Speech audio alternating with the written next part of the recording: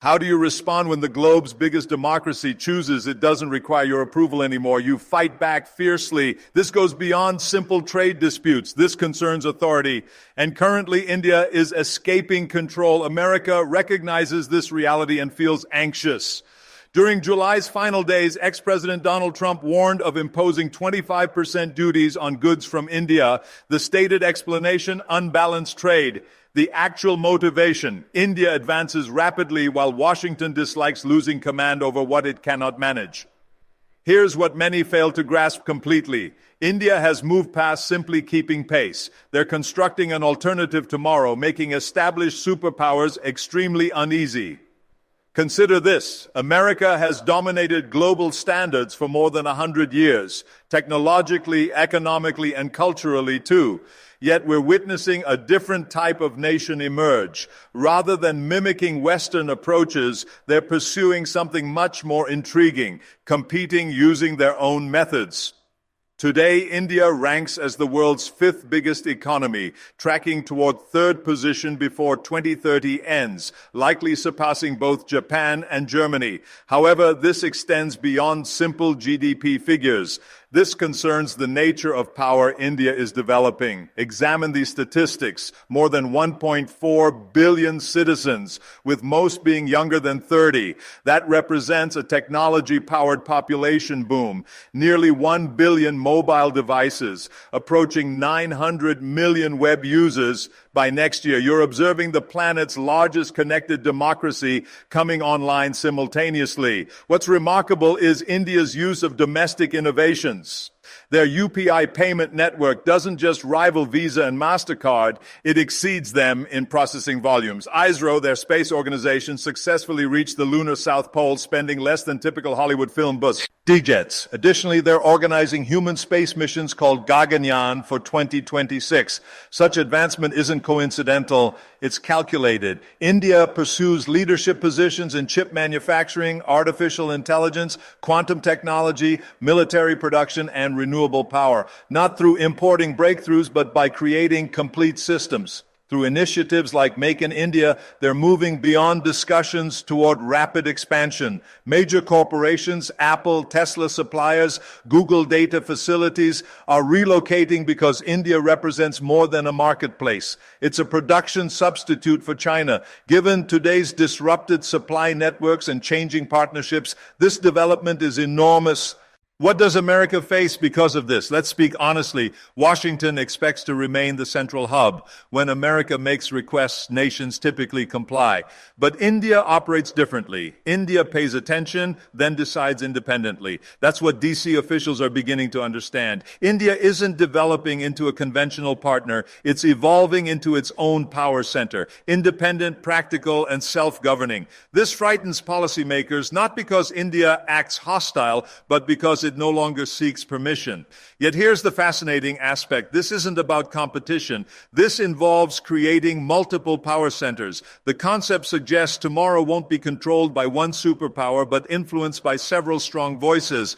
India certainly represents one such voice currently. Therefore, America experiences pressure. Trump's tariff warnings are reactions. However, don't confuse reactions with reality, because India's growth isn't meant to challenge others. India rises because it finally possesses the capability. For 1 billion people who've waited generations for opportunity, this isn't threatening. This represents fate finally arriving.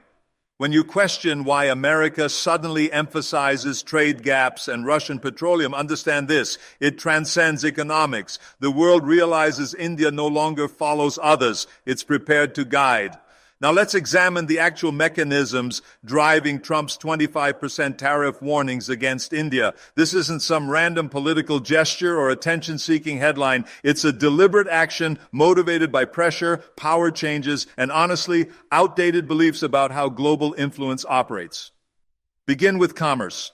America has historically assumed its markets represent the reward, and entry requires attached conditions. For years, this approach succeeded. America possessed the deepest resources, largest consumer base. ace and technology everyone desired. But advancing to 2025, the situation has transformed. India no longer produces exclusively for American consumption. They're manufacturing for themselves and the remaining world. Trump's advisors claim Indian exports, fabrics, automotive components, electronics, medicines receive unfair American market access while U.S. products encounter high Indian tariffs. They describe this as excessively one-sided. Examining raw statistics, they're somewhat correct. Consider this example. Typical Indian duties on American agricultural goods reach approximately 39%. U.S. duties on Indian products stay closer to 5.7%. But here's the complexity. India contains 1.4 billion people. Many inhabit rural or semi-urban regions, simply flooding markets with American grain, dairy, or wheat, while expecting local farmers to survive isn't realistic. This isn't trade protection, it's economic preservation. India's administration attempts lifting hundreds of millions from poverty without destroying rural livelihoods simultaneously. Yet for Trump, complexity isn't the focus. Control represents his priority. His trade philosophy doesn't center on mutual benefits. It focuses on winning more. If you purchase Russian petroleum, acquire Russian defense equipment, and restrict American agriculture from your markets, he'll apply pressure. That defines the Trump approach, simply stated. When India continued acquiring Russian S-400 systems despite CAATSA warnings and began importing reduced-price Russian oil during Ukraine's conflict, Washington took personal offense, not because India broke treaties, they didn't, but because they made independent choices that couldn't be accepted. Let's discuss strategy. America currently engages in intense rivalry with China. They view India as Asia's natural balance. But here's the problem. America desires India as a partner while expecting junior partner behavior. That situation won't continue. India seeks strategic independence, the liberty to conduct business with America, Russia, France, Japan, or anyone they select. This isn't rebellion. This represents diplomacy within a multipolar environment. Why now? Why did Trump publicly announce tariff threats in July 2025? Because he's campaigning. He wants American voters seeing his toughness on trade, China, and anyone not playing fairly. India became his newest target, not from weakness, but from visibility. The contradiction is this. India's growing power increases pressure on them, not just from adversaries, but from allies too. Power creates friction. Trump understands this. He's using India as demonstration, warning other nations, follow American terms or face consequences. But this logic has problems. It assumes old strategies still function, that tariffs and threats will force countries back into compliance. What it overlooks is a new generation of confident, self-sufficient nations unafraid to pursue their own directions. India isn't abandoning America. They're simply not surrendering to it. That's what truly provoked Trump. Here's something people overlook. India has stopped playing binary games. They're not selecting between East and West. They're constructing their own network. Think of it as a new operating platform, one not dependent on single app store. Yes, it's flexible, adaptable, and designed for independence. Yes, India purchases Russian defense equipment. That's established knowledge. But the larger story, India diversifies faster than nearly any other country globally. They're not trapped in Cold War alignments. They've moved beyond alignment. Over the past 5 years, India has concluded major defense and technology agreements with America, France, Israel, Britain, and Japan, all while preserving Russian partnerships. Consider the Rafale agreement. That wasn't simply aircraft procurement. That was India signaling to Europe we're available for strategic partnerships. France didn't merely sell jets. They co-created technology, educated Indian engineers, and supported India's indigenous defense objectives. That's a completely different model from traditional buyer-seller relationships. Then there's the India-UK 2030 framework, long-term cooperation on cyber defense, AI, clean energy, and digital commerce. It's not dramatic, but it's foundational. It's establishing frameworks lasting beyond news cycles. Don't overlook Israel either. India ranks among its largest defense clients and collaborators. Together, they've created advanced surveillance systems, drones, and missile defense technologies. But here's the development. India isn't just importing. They're co-creating, localizing, and integrating this technology into their own production ecosystems.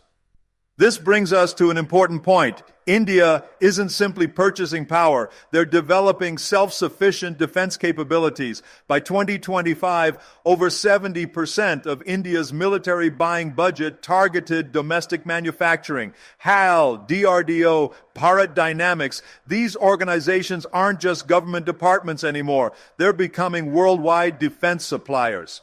Regarding civilian matters, India is making intelligent moves too. They're quietly establishing bilateral trade relationships with UAE, Australia, South Korea, and EU.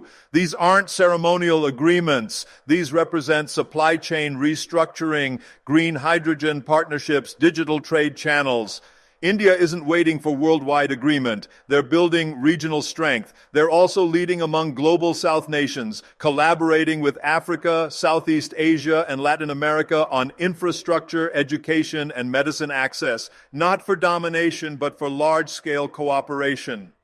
Consider it like a distributed network.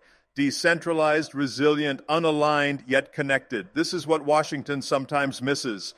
India isn't refusing the West. They're balancing. They still participate in Quad activities. They still invest in American technology, but they also purchase Russian oil, acquire Israeli drones, and sign European climate agreements. This isn't defiance. This is called having choices. Honestly, that's what every country should pursue. A future where diplomacy isn't about choosing sides, but making intelligent, independent decisions.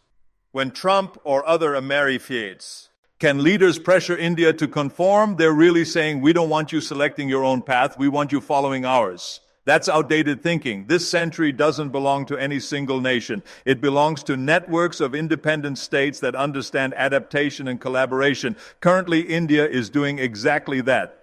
Let's address the difficult question nobody in Washington wants discussing openly. Is America's worldwide influence declining? Short answer, not completely, but the exclusive control has ended. Long answer, it's complex. But yes, the balance shifts. Throughout most of the 20th century, America wasn't just a superpower, it was the power. Dollars controlled trade, Silicon Valley controlled innovation, the Pentagon controlled security, U.S. foreign policy determined who received what and when. But circumstances are changing rapidly. India's emergence isn't happening alone. It's part of larger patterns, decentralized rebalancing of global order. Consider it a system upgrade. We're transitioning from version 1.0, US-centered single polarity, to version 2.0, multipolar cooperation. That's where friction develops. America still possesses unmatched military strength, powerful global partnerships, and enormous cultural influence, undoubtedly. But regarding influence, the capacity to shape other countries' decisions without force, that control is weakening. Take the US dollar. It remains the primary reserve currency, but more countries, including India, are settling transactions in local currencies. India and Russia already trade oil in rupees. UAE just completed deals with India using rupees and dirhams, avoiding dollars completely. This doesn't mean dollar collapse tomorrow, but it indicates something deeper. Countries are exploring alternatives, and alternatives equal independence. Then consider diplomacy. India founded BRICS, now including major powers like Brazil, Russia, China, South Africa, and others. They're creating their own payment systems, energy networks, and development institutions. America isn't involved in those conversations. That's intentional. India also hosted the G20 summit recently and clarified their vision of global economy isn't centered on Western control. It's centered on shared growth, digital inclusion, and resilience. This is where things become interesting. America still views influence hierarchically top-down. You're either supporting us or opposing us, but countries like India see differently. Influence isn't command chains, it's trust networks. India's foreign policy doctrine is straightforward: multi-alignment, trade with America, purchase Russian arms, build UAE solar infrastructure, partner with Japan on semiconductors. That's not disloyalty, that's intelligent foreign policy for the 21st century. For America, that's difficult to accept because it means their playbook isn't being followed anymore. Trump's 25% tariff threat isn't just about trade statistics or oil agreements. It's reacting to eroding control. 10 years ago, America could achieve objectives with phone calls. Today, they must compete on pricing, influence, and diplomacy. So is America losing influence? It's not collapsing, but it's no longer the exclusive decision maker. In a world where India rises, Africa asserts itself, and Latin America reorganizes, American dominance isn't guaranteed, it's negotiable. The real challenge isn't India's strength, it's America's difficulty adapting to a world that doesn't wait for instructions. That's the direction we're heading, from command to cooperation. Here's terminology you'll hear frequently in Indian foreign policy discussions: strategic autonomy. It's not flashy or loud, but it's possibly one of the most disruptive concepts in 21st century geopolitics, because it really means we'll partner with everyone, but we won't obey anyone. For decades, the international system was binary. You belonged either to the American camp or Soviet one. But today, countries like India are reshaping that equation. They're declaring, we're not interested in being someone's satellite. We're interested in being independent, economically, militarily, and diplomatically. That's powerful. And that's exactly what frustrates Washington, because India isn't refusing cooperation. They're refusing alignment with conditions. America wants India committing fully to Western blocs, especially as tensions with China and Russia increase. But India's response has been clear. We'll work with you, but we'll determine the conditions. This became evident during the Russia-Ukraine conflict. America expected India to condemn Russia, follow sanctions, and sever energy connections. But India didn't. Not because they support warfare, they don't, but because they don't delegate their foreign policy to other capitals. They continued purchasing discounted Russian oil, ensuring energy security for 1.4 billion citizens. They maintained neutral positions at the United Nations, selecting diplomacy over division. Look at defense matters. India participates in joint U.S. Navy exercises while conducting military training with Russia and even China. That's not contradictory messaging. That's non-aligned pragmatism. India understands that genuine independence comes from having options, from not placing all security resources in one geopolitical basket. What makes India's position unique is they're not attempting to become the next traditional superpower. They're not invading countries. They're not establishing foreign bases. They're not promoting ideology. They're just building resilience through manufacturing, energy diversification, space technology, financial technology, and diplomacy. This type of self-determined behavior disrupts established power structures. America often expects loyalty in exchange for partnerships, but India offers something else: equal partnerships. They don't want being told who to trade with, who to sanction, or which side of history to support. They're choosing their own side, India's side. That's what any responsible nation should do. In a multipolar world, independence is the most valuable currency. India is accumulating it rapidly by being neutral when sensible, firm when necessary, and flexible when strategic. When Trump